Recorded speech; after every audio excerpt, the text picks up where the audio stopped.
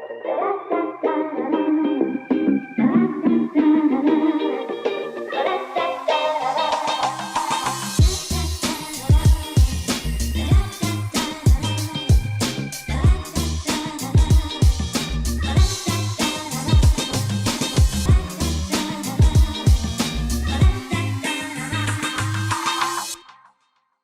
and welcome to the Talk with Tariro. Today on the program, we do know we are now in October, and October is Breast Cancer Awareness Month. We have had many calls to us encouraging women and men also to make sure that we constantly examine our breasts so that when there is any alarm bell that's there in terms of a lump or anything that's there, we then go to the medical practitioner so that we seek treatment early. So it's important that we actually make use of October, make those appeals. So on the show today, we have a breast cancer survivor, Farisi Takawira. She is going to walk with us through her journey of how she got to know that she's got breast cancer, where she is now to then be a survivor. I'm hoping that after the end of the show, one or two of us would have been encouraged. Faris, welcome to the talk. Thank you, Tariro. Yes. Share with us your journey. How did you get to know that you've got breast cancer? It was in 2008, February, when I discovered a lump on my left breast and my underarm. And I went to visit my doctor and tell him, because I had also read about breast cancer, that those are some of the signs of breast cancer. So I was, it was a big alarm for me, and the doctor just took me through the process, and I had lumpectomy to remove that lump, the two lumps under my arm and on the breast. And after a few days, the results came saying that I had breast cancer, stage 3. Wow. Yeah. That's when the journey started. Yes. So from there, I had the mastectomy. They removed the breast, and then started chemotherapy. Maybe before we get to even the chemotherapy, you spoke about the lumps. Were you assessing yourself, or it just happened? Because often we are being told monthly, just examine your breast, so that at least you can feel that there is a change that has happened, or it just happened with you. God is amazing. He worked in an amazing way in my life, because I just woke up and saw the lump. I didn't examine myself. I would wonder each time, maybe during when I had my children, when you go to the doctor, they would just, and you would wonder what why they are doing that. They don't explain to you why they are doing that. You just think, they're just examining. You didn't know that they're examining for any lumps. Yeah. So, okay. Yeah. It was just a lump. I wasn't aware of examining myself, but I just felt a lump on that particular day. Yeah. And when we are looking at if it's stage 3, it means it was in a way almost like advanced.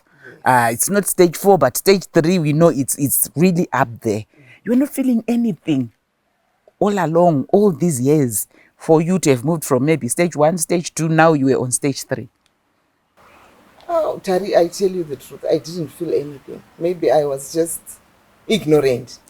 You know, with us women, maybe there could have been some prickles on your breast, and you just think, oh, it's that time of the month, maybe that's why I have that kind of feeling. So I wasn't aware. I wasn't, I didn't even take it seriously. Yeah. But then after the diagnosis, that's when you start to think, oh, maybe that's why I hate that. That's why I felt that pain the other time. But because you are not aware. Yes. Yeah. And what was going through your mind when the news was broken to you by the doctor? It was devastating. But I thank God. Because I have a very supportive husband. So when I went to get the results, my husband was waiting for me at the reception. Oh. So when I was told the results, I called him in, and he was told that your wife has breast cancer. We didn't know what to do, but we were very fortunate that the doctor advised us to go for counseling, which was a very important, I feel it was the most important thing that happened to get us through. And we went to the Cancer Association of Zimbabwe, where we received counseling as a couple, Yes. and I also received counseling as an individual. Yeah. Did you think your world is coming to an end? Oh yes, Daddy. Yes. Tell us more. The news is like a death sentence. Yeah. And even if when you tell people that I have cancer, everyone will be like, "Oh, I'm so sorry." You know, it's like you are going to die tomorrow. Yes. Yeah, but for me, my faith also helped me to just go through, to say, everyone, here's the day, we are not here forever. Yes. So yeah, it was devastating, but we managed with counseling and our faith. It really played a very big role in my recovery. Yeah. And breaking the news to your children? Yeah, it was difficult. Breaking news to my children, because the doctor had said it has to be fast. I am told on Wednesday that you have breast cancer, and on Friday we have to book you in for the operation. Wow. But they don't push you. They say, take your time if you need. So I had to postpone, to say, no, can we do it Monday? So that I'll have time over the weekend when children are not at school. Yes. And then we have time to sit down and also call family like my mom and my mom-in-law to just be there and hear the news, and also, just help us through. How was it with the children? Just getting that breaking the news to them. How did they take it? I think, sorry, because they didn't know what breast cancer is. Yes.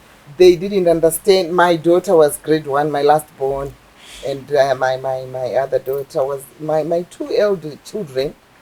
They took it.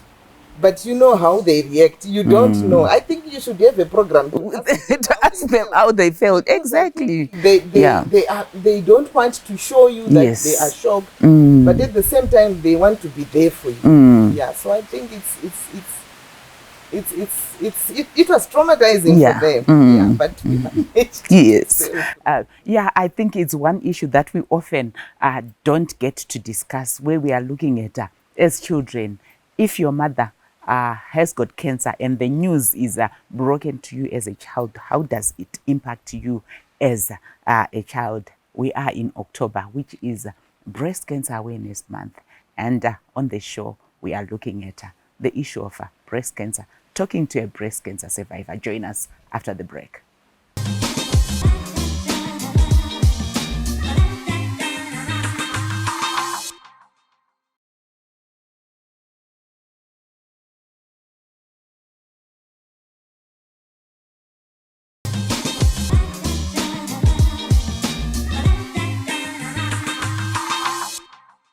Welcome back. We continue with our discussion looking at the issue of breast cancer, considering October is Breast Cancer Awareness Month. So far as you then talked about the need to then be operated, how did that go? What did you go through when they operated? How did that impact you as an individual? The operation was the major impact. It was more impactful than the news, because now we are dealing with losing part of my being a woman. Yes. So it was, I just went there and said, well, it has to be done. You get a lot of advice from other people who say, what's going to happen? Yeah. How are you going to move around? Like with us, we have got big ones. Exactly. How are you going to be moving around with one? And also those things are also not explained to when you go through that. You only learn it the hard way when that has happened. Now you don't get, where do I get, what do I do with the other side? Yes. Yes. So when I went through the operation went on well, and I healed very well. I was just 3 days in the hospital. Wow. And after that, I'm discharged to go home. So that's when you go and face now the world, coming out of the hospital with one, the other one is left. You don't even know where it is. You don't even have a ceremony to bury it. Breast burial ceremony. Now you are going home now and saying, you are now faced with the reality that my breast has been removed. How is society going to view me? What is going to happen? But as time goes on, you will get to know what to do, how to do it, and a lot of counseling. You know, Cancer Association plays a very big role in terms of counseling us and in letting us know of what to do. Because the doctors, they just do what they do, and they send you home, and they say you are now going to go to the oncologist for further treatment. And now they don't tell you, I don't know where you're going to get the breast, exactly, and what's going to happen to that food, and this and that. But the Cancer Association now comes in very, very handy, very, very supportive. And they will advise you on what to do, how to handle, how to do the exercises for your arm, because the operation is big. It goes up to the back there. So you are given exercises to do and how to handle yourself, how to handle that arm now. It's not only the breast that you've lost. I lost my left arm as well, because you can't use my left arm as I used to do when I was just normal. All right. So in terms of the chemotherapy now that was then done after the removal of the breast, how did that go? Chemotherapy is everyone dreads chemotherapy. When everyone is told about chemotherapy, everyone is saying no. But chemotherapy is dreadful. Chemotherapy it renders you, I don't know, your immune system is no longer the same. You are told you don't go to funerals.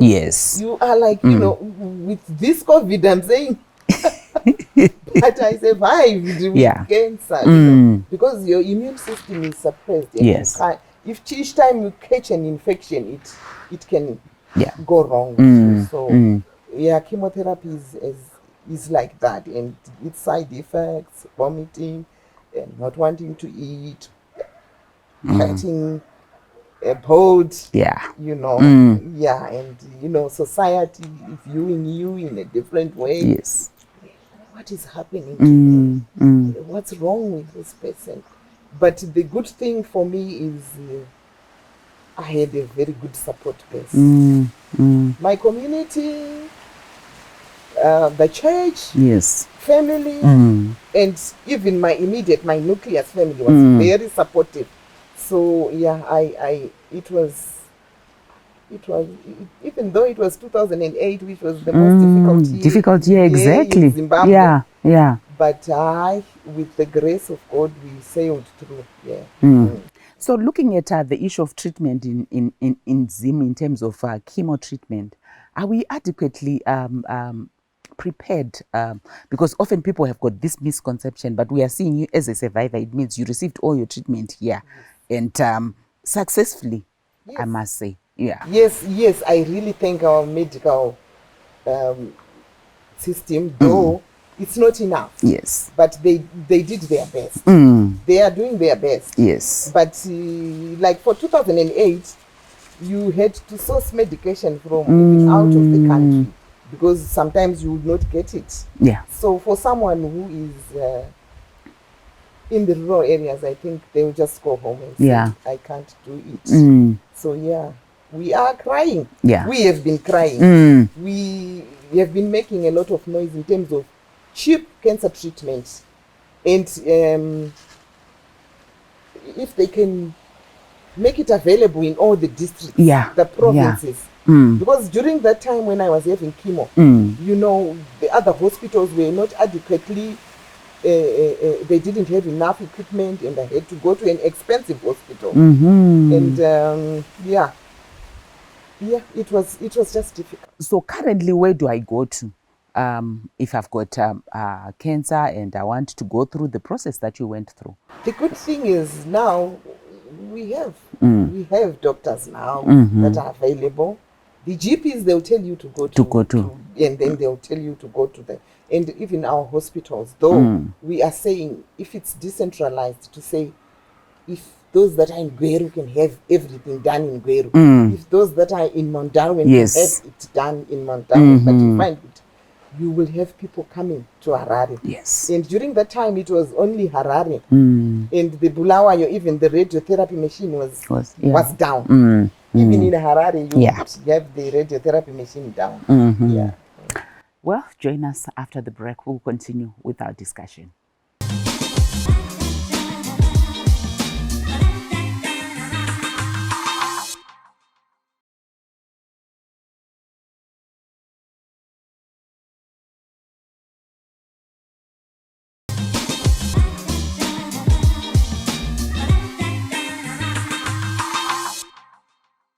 We continue with our discussion where we are looking at the issue of breast cancer, October being Breast Cancer Awareness Month. So share with us, Faresi, how did you become a survivor? I became a survivor because so now from 2008 to 2021, it's 12 years now. Yeah. 2 years after my treatment, I did a volunteer training to also go and talk to any lady or man who has been diagnosed with breast cancer. Mind you, men also do get breast cancer. Yes, yeah. So that's where I am now. So are you fully healed? Because I'm sure that's what people would want to know. Are you fully healed? It's 12 years. And usually people would say, you get told you've got cancer, it's a year or 2 or 3 years, and then the person dies. You know, that kind of thing. So how is it with you? For me, what I only can say is you can see me. You can talk to me. You can send me to do what you want me to do, and I do. So it's grace that has brought me this far. Yes, yeah. We are always told that everyone has got some cancer cells in their body. Exactly. Yeah, so yeah. So how regular do you go back to the doctor? I used to go once a year, once in 2 years, but now it's been quite a while. I think it's 2 years now that I haven't been. So I think soon I'll be going.